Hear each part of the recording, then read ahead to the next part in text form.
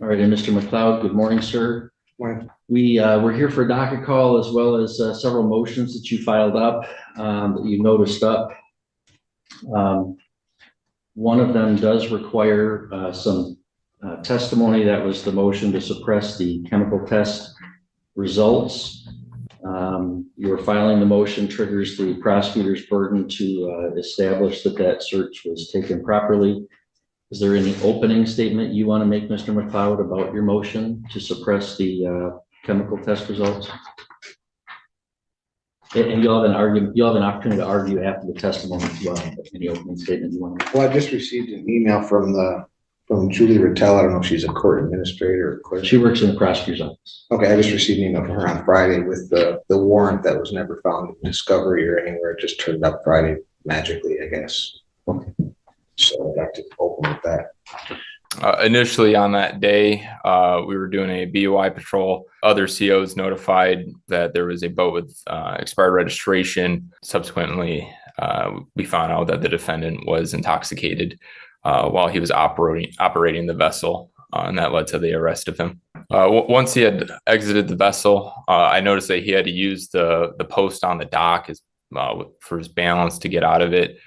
He stumbled and swayed back and forth along the dock and up the ramp of the boat ramp. While talking to him, I observed slurred speech. I noticed that it took him about 10 seconds just to put on one of his sandals. Myself and Officer Listenfeldt, we advised him that he was going to be under arrest for BOI and asked him to exit the vessel that he was in. He refused. Officer Listenfeldt got inside of the vessel with him.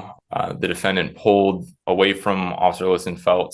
A scuffle erupted. He put his arms in front of him so that way he couldn't be cuffed. Time I pulled out my taser, I took the cartridge off so that I could use the dry stun option. And then finally, Officer Listenfeldt was able to pull his right arm behind his back and handcuff him. Argument on the motion to suppress the chemical test results, Mr. McLeod? Well, I've already shown that the warrant's invalid. It's got unsigned documents that are supposed to be accompanying it. So I would say that it should be upheld that this warrant was invalid. It was executed improperly. It was not served on me. It was not given to me by release. It was not found in Discovery with 3 requests. So it's very convenient that it turned up Friday.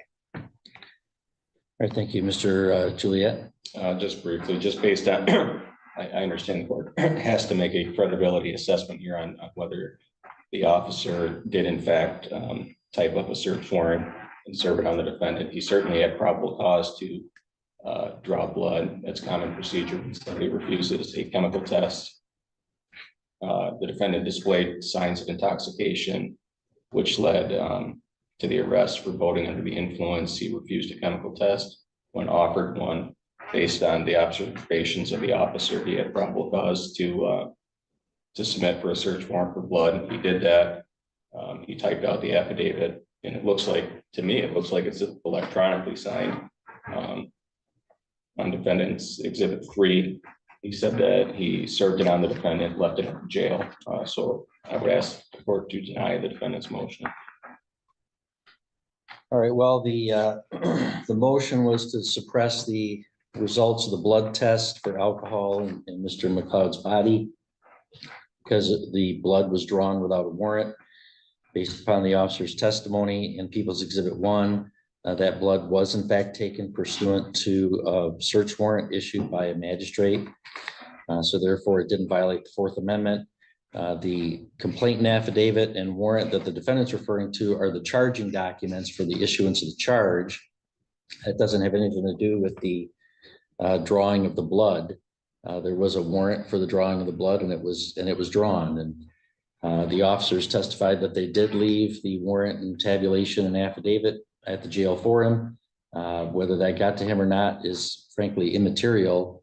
Even if it didn't, that doesn't invalidate the action of drawing the blood. That would violate the Fourth Amendment if it was done without a warrant, but it was done with a warrant. So that motion is denied.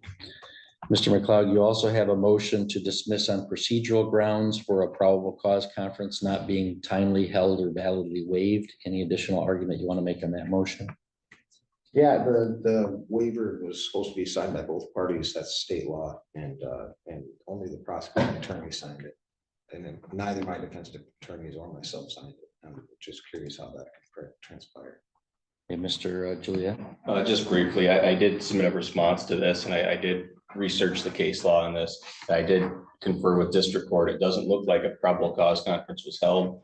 But I did read the case cited by the defendant in his motion that dealt with the failure to hold a preliminary examination within the statutory time period. That doesn't warrant dismissing the case. If anything, that would call for a remand, perhaps to district court. Remand back to district court. But in this case, and in the case that I cited, there has to be some showing of prejudice by not holding the preliminary exam or probable cause conference by analogy. In this case, there was a preliminary exam that was held and it was bound over by Judge Visnot. So I don't think there could be any prejudice by failing to hold a probable cause conference.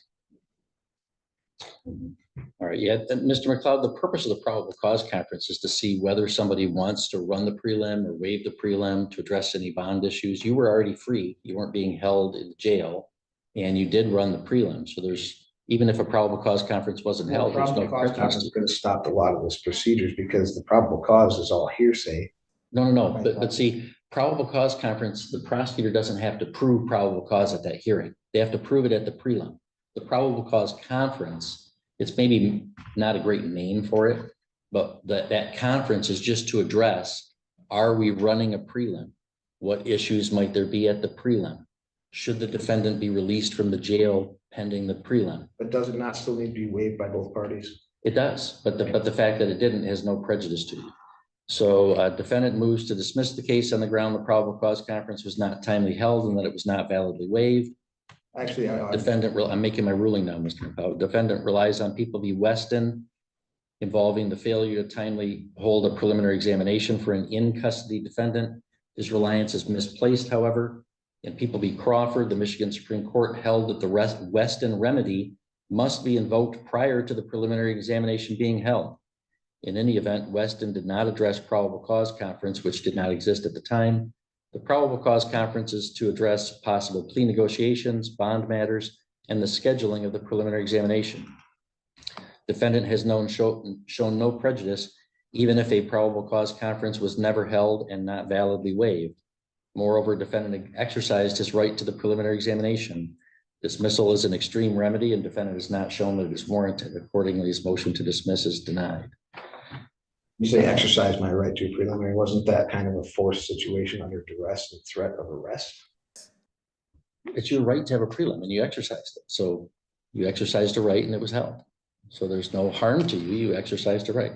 All right, now you filed a second motion to suppress based on lack of sufficient basis for law enforcement officer to make contact. I'm not entertaining oral argument on that motion. It's just a repeat motion. Defendant moves to suppress evidence and dismiss the case based on a lack of sufficient basis for the law enforcement officer to make contact with him and a lack of evidence of his intoxication or impairment. This motion essentially raises issues that were argued in defendant's first motion to suppress. As explained previously, the officer had legitimate grounds to approach defendant based upon his observation of defendant operating a marine vessel with expired registration. Upon initial contact, the officer detected signs of impairment. Therefore, both his initial contact and his investigation were entirely lawful. Accordingly, defendant's second motion to suppress is denied.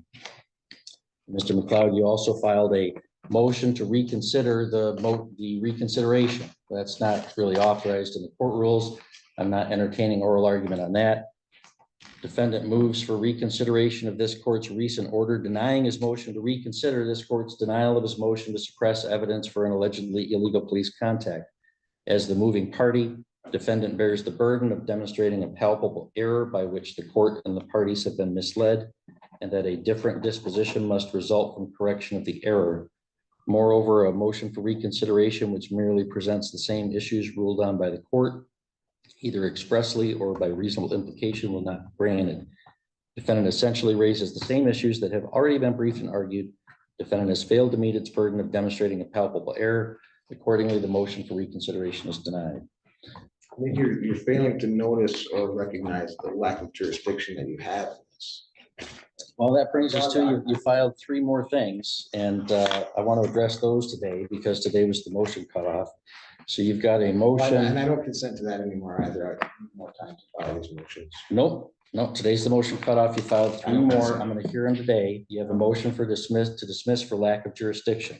We've addressed the jurisdiction previously. You don't have jurisdiction. I already ruled that I did. You This can't rule that motion- you have your own This jurisdiction. motion is denied. This court does indeed have subject matter jurisdiction over the charges by law. Personal or subject and personal. jurisdiction. I object. Your objection is noted and your motion is denied. All right, you filed a motion for disclosure of bonds. I don't even understand what you're talking about. in that I don't motion. know. Somebody else handled that. What's that? I don't understand. You don't understand either? Okay. And that motion is denied. It's legally nonsense. So all this proceed.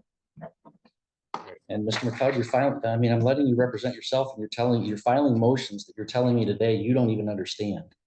That's not a very responsible way to proceed. There's also a motion to recognize your subrogation rights. I have no idea what you're talking about. Do you? Can you explain it to me? It's not necessary. All right, that motion is denied. It again is legal nonsense. Motion to stay the court while I leave to bring this into the Western District Federal Court where it's supposed to be held. There's questions that you're answering and having opinions on that you don't have the jurisdiction to have answers. I brought that up in several motions and you keep claiming that you do. It's clearly written in the consent decree that you don't. It's manifestly untrue, Mr. McLeod. I mean, the consent decree doesn't mean that you can drive around on a boat drunk. And if the police catch you doing that, that comes in state court. It doesn't come in federal court. Aren't you supposed to be an unbiased participant? I am unbiased. You may not have been drunk. That will be for the jury to decide. I'm just saying I have jurisdiction over that allegation. It's not a federal. You're interpreting the fact that you're trying to say that I was supposed to notify him that I'm Native American, and that's not true. And that's your interpretation. You're having an opinion. All right, on. that's fine. And if I'm wrong, another court can tell me that So I I'm wrong. motion to stay the court so I can take this to the proper court for an opinion on what you're trying to have an opinion on that you're not on. Denied.